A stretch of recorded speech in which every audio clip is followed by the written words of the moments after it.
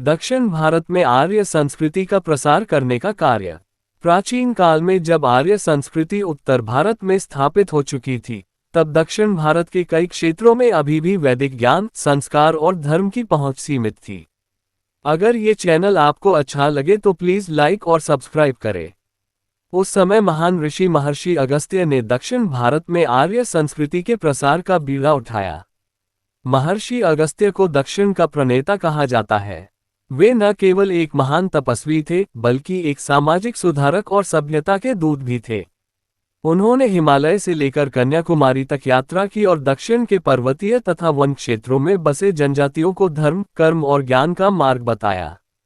उन्होंने उन्हें अग्निहोत्र, यज्ञ और संस्कारों का महत्व समझाया। अगस्त्य मुनि ने तमिल भूमि में आर्य भाषा और वैदिक परंपराओं का प्रचार किया।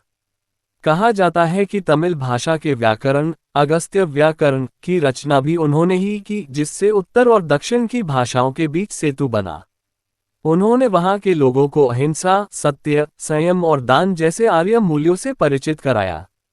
वीडियो अच्छी लगे तो प्लीज लाइक और कमेंट करें। महर्षि अगस्त्य ने राजाओं को सिखाया कि शासन का उद्देश्य केवल शक्ति प्राप्त करना नहीं, बल्कि प्रजा के कल्याण के लिए धर्म पर आधारित होना चाहिए।